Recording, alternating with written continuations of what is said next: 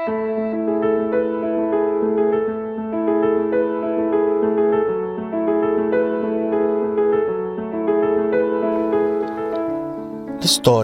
tas-salvazzjoni, l-istorja tal-poplu magħżul ta' Alla, meqjusa mill-għajnejn u mill-punto di vista tal-azzjoni ta' Alla, nistgħu naraw fiha u permezz tagħha Alla li juri lilu nnifsu lill-bnedmin, Alla li jirrivela lilu nnifsu kemm bħala Salvatur, kemm bħala Feddej u mhux biss allura bħala il-ħallieq.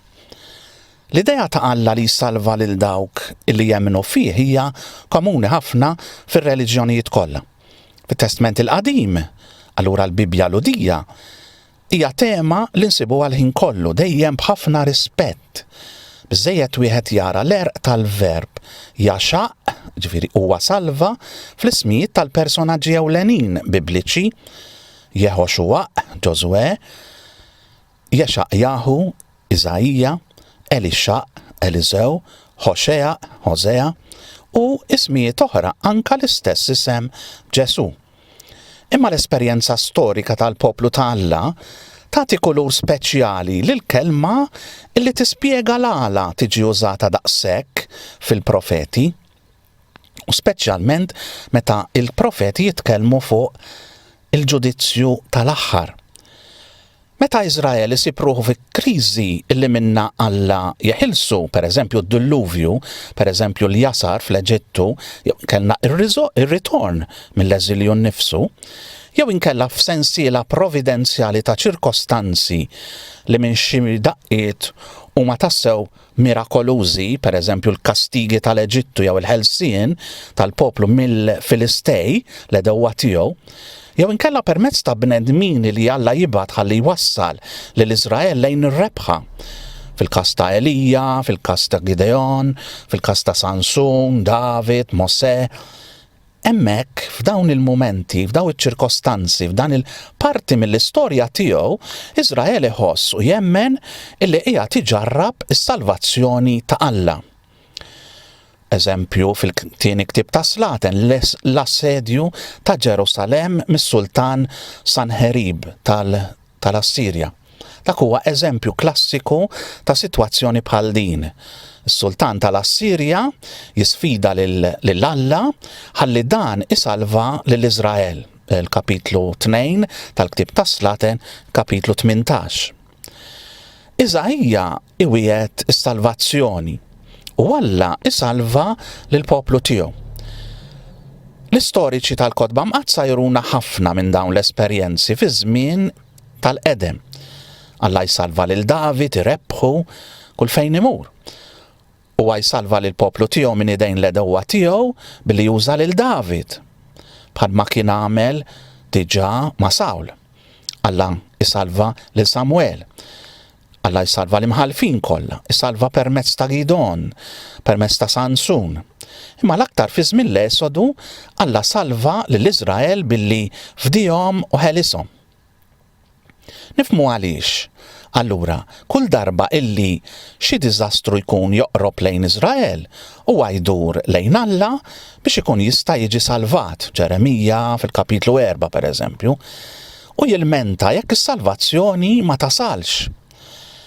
Huwa jaf li m'hemmx salvatur ħlief Alla tiegħu, u allura naturalment l-aqwa salvazzjoni waslet f'dak illi aħna nistgħu ngħidu illi huwa ismu ifisser Alla isalva lill-poplu tiegħu minn dnubithom, Ġesu innifsu. Lir-rajja l-anġlu jgħidilhom illi fil-belt ta' David tweldilhom Salvatur, illi huwa Kristu l-Mulej. Xmun fil-preżentazzjoni ta' Ġesu fit-tarbija fit-tempju iħabbar u jgħid lil Alla li issa jista' jmut għax għajnejh raw is-salvazzjoni ta' Alla meta dan kull ma kien qiegħed jara kien tarbija ċkejkna ta' twelid f'idejh. B'hekk l-istorja kollha ta' Iżrael fiha l-poplu kien jara lil Alla mixi miegħu pass pass. Anka fejn tidher biss li tal-bniedem u tas-salvaturi l-oħra tiegħu. Il-poplu ta' Alla kien jara lid ta' Alla. B'hekk l-istorja anke dik profana tal-bniedem bdiet titqies bħala storja ta' salvazzjoni, anzi storja illi issalva. Alla jidħol fl-istorja tal-bniedem u juża l-istess ġrajiet biex isalvah. Ma b'salvazzjoni ma nifmux biss il-fejqan tar-ruħ, il-maħfra tad-dnubiet, salvazzjoni tal-ispiritwali fil-bniedem, salvazzjoni tmiss il-bniedem sħiħ.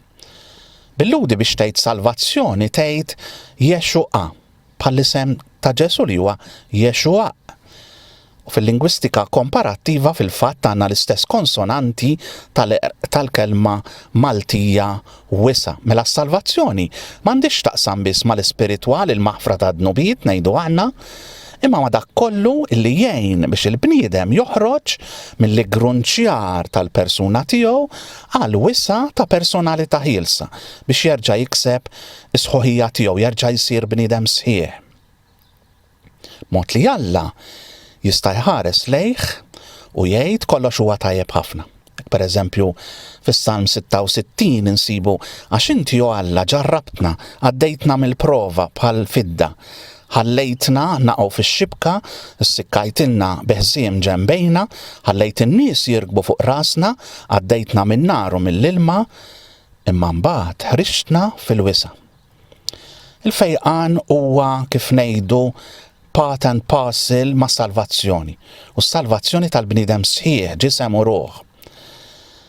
Kemm mirakli għamel Ġesu li għandhom x'jaqsmu mar-realtà spiritwali tal-bniedem? Jekk insibu 33 miraklu fil-Evanġeli, nindunaw li 17 huma fejqan tal-ġisem, 6 mirakli tan-natura. Ġesu pereżempju jimmoltiplika l-ħobs, Ġesu iwaqqaf it-tempesta. Mbagħad għandna 3 qawmin mill-mewt, Ġajru, it-tifla ta' Najm, Lażru, u għandna wkoll rakkont ta' fejqan ta' ħafna nies, 6 eżorċiżmi. Taw biss nistgħu ngħidu li huma fejqan spiritwali. Terġa' miraklu tal-paralitiku li niżluh mis-saqaf. Ġesu jgħid mela biex tkunu tafu li l-bniedem għandu seta' jaħfer id-dnubiet fuq l-art għall-mifluġ, qiegħed ngħidlek aqbad friexek u mur lejn darek. Dak qam qabad friexu u mar lejn daru. Kulħadd baqa' mistaġeb fuq qal ħwejjeġ bħal dawn qatt ma rajnihom u x'ma kinux raw propjament. Forsi l-fejqan fiżiku bħal dak il-paralitiku qudiemhom issa sar sinjal tal-fejqan anka spiritwali. Anzi, il-fejqan fiżiku u spiritwali flimkien saru sinjal ta' salvazzjoni sħiħa.